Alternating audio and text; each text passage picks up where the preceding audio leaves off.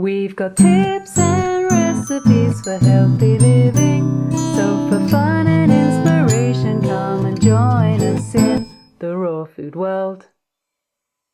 Welcome everybody, this is Matt Monarch with the Raw Food World TV show coming at you at Vilcabamba, Ecuador. And we're about to make some living bread. This isn't no flax cracker, this is living bread. And I believe this is Ann Wigmore. It's the Essene. It goes way before Ann Wigmore. We're talking about. Okay, Thousands of Essenes. Right. And to perform this miraculous recipe for you guys, we've got the Wild Grass Messiah.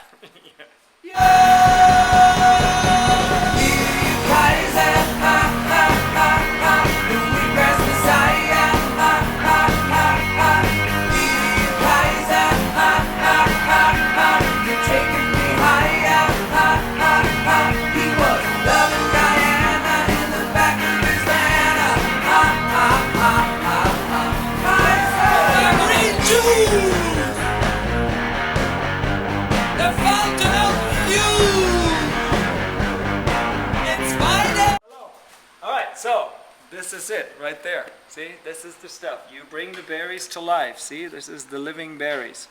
And we're going to make these into a living dough with this beautiful machine. That's our helpmate. And what we basically do is, this is the new thing. What we do is we open this up and we take out, this is the regular screen we would be using for making juice, and we're putting the blank screen in that is open like this. And we're leaving the thing open at the end. So once we put this in here and we close it, and we put the thing over on top. So this is a Green Star juicer. Any Green Star juicer will work? Any Green Star juicer, yes. Actually, it goes back to our friend Giuliano. He was the one who invented it and knows it's the best masticating machine to homogenize the dough, you know, the living dough. So we're doing this, and we want to make sure we take the end screw out because it's going to come out of both sides. So the plan we got here lined up, we got some basil lined up, we got some tomatoes, some onion, we have a little squash, we have a little pepper, and all this is going to go together with the bread to make like a basil, onion, tomato bread, you know. So this is the basic idea that we're doing. And then what we're just doing is we're just taking the wheat berries, flip on the machine. Wow. And then they're just going to go in here. So this is living bread because it's sprouted. That's right. So what happens is in the sprouting process, at this stage in the game, we could either plant this on soil and grow it into wheatgrass, because you already see the little baby grass shoots coming up right here. You see that right there? See, this would turn into the grass leaf right there. Okay, I have a little evolved one. You see here, this is a few days older that I sprouted before. You can see how it's already turning into an embryonic grass blade right here. So this is going to be your wheatgrass blade in like a few more days, right? So instead of going like this way and planting it into wheatgrass, we're making it into bread. So this is where we're separating it. And it has to do with being the Wild Grass Messiah. It has to do with You know everything about wheat berries, grass, and everything. and living breads, yeah. Yeah. I mean, like, okay, in all my travels in the world, I always found the hardest thing is to get some bread that sustains me as a raw fooder, because like they have all these cooked bread, but that's flour and water and yeast, you know, and that's not good for me. This stuff is like totally transformed. So like people who have a problem with gluten and stuff, right? There's no more gluten in this because all the gluten has been transformed into a monosugar in the sprouting process. Wow. So it's totally gluten-free. And it's Yes. alive and it never gets heated above 118 degrees. That's right. That's because we're using a dehydrator, so we show that a little bit Wow. later in the process. It's already coming See, out. Yeah, right now we're just grinding it up. The gears are masticating the berries perfectly to make it into a, see, we'll put a little onion in here, put a little bit of tomato in here, and of course we don't want to forget the basil. The basil is really important. And so once we have this all like made into a nice dough, we'll show you then the next process of getting it onto the dehydrator sheet so it can dry. And drying it by 110 degrees, I'd like to do it at 105 degrees. It takes about 20 hours. So what happens is you're drying them for 12 hours on one side, and then they're really nice dry. You flip them over, you peel the sheet off, and then voila, there's your bread. Then 8 more hours drying, and you get the real bread. Now, you can do it with all kinds of seeds. I'm using wheat berry because that's the only thing we have in Ecuador available right here. I can do it with rye berries. I love to do it with kamut berries actually when I'm back, in the And all the northern gluten's hemisphere. taken out when you sprout it. That's right. That's the whole I didn't know secret. that. That's huge. You didn't know that? No. Oh yeah.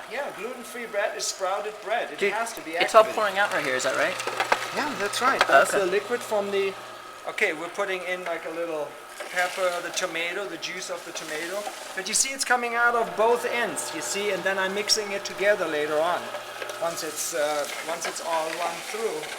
And then what I'm doing too is I'm grinding up some flax seeds, really fresh, which I'm gonna then add into the dough to add as a binding material, so it doesn't get brittle and fall apart. So we have like a really nice cohesive piece of bread when it comes out of the dehydrator. That's just a little other trick I learned over the years how to do it.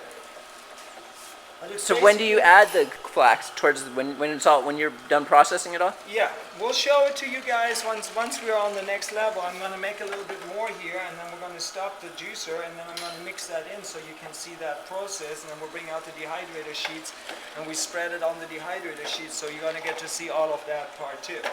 Right on. We're back again with the Wild Grass Messiah, who's gonna finish it off. The bread making process. Okay, so now we have here our first part of the breads. You see how all these little tails of the living bread are still sticking out a little bit. You see, so but this is how the texture of the dough is gonna be. It's with the tomatoes in there and the onions, everything mixed together. I put a little bit of sea salt in there. Have you ever And eaten now- the dough straight? Yeah, you can try it here. You want to try No, it? I'm alright.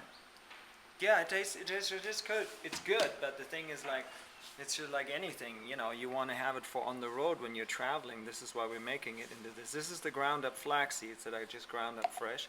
I'm going to just gently stir this in here so I have a little bit more, cohesive power in the bread so it doesn't get brittle when it's dried. It stays nicely together. So the flax has always been proven to be one of the best seeds to do that with, and then you get all the omega-3 oils and that from the flax too.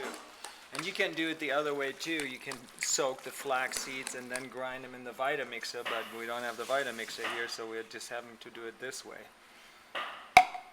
And I'm sure you're gonna let these people know how great the bread tasted after it was done. Absolutely. And what happens is because the dough gets a little, because of the tomatoes we put in there and that, it gets a little wet.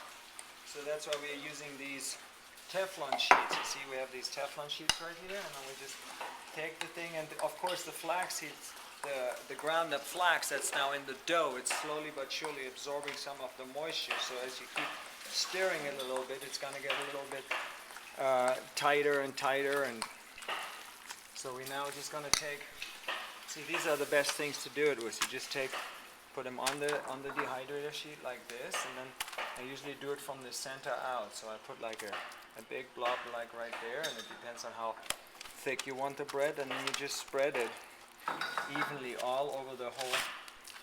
Isn't this similar to what Ann Wigmore did?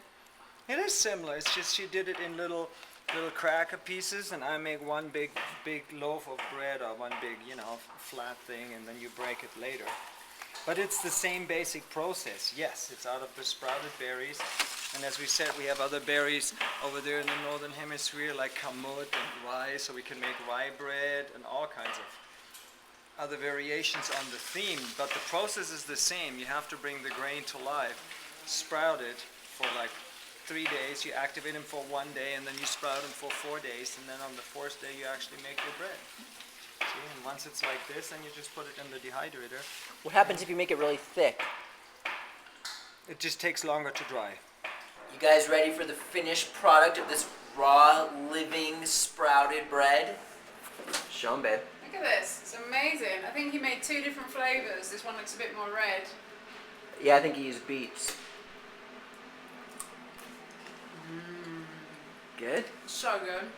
Compared to a flax cracker? It's yummy. Wow. It's different. Let me see the other color one. So Oh, it's more yellow. cool, and it made a lot. Yeah, like there's bread. like 5 trays of it in here. Wow, you could totally make a pizza out of that. Mm-hmm. All right, everybody, there you have it. Who do we got there? Angel Sex Monarch. About to play with some raw sprouted bread. And this is Mount Monarch. And we'll see you again tomorrow at the Raw Food World TV show. Then Thanks for joining us. We'll see you again at the Raw Food World.